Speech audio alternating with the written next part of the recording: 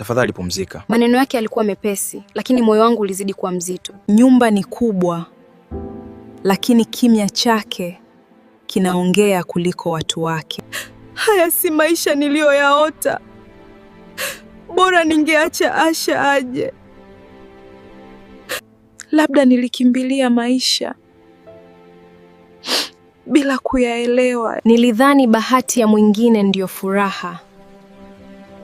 Nimechoka kujifanya mwenye furaha.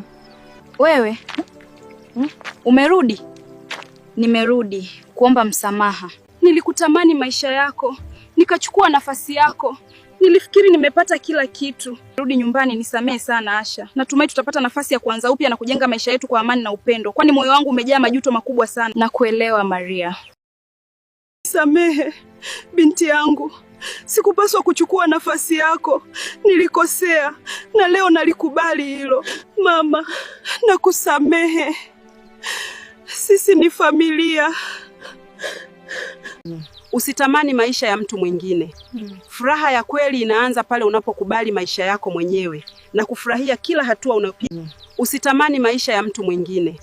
Furaha ya kweli inaanza pale unapokubali maisha yako mwenyewe na kufurahia kila hatua unayopiga.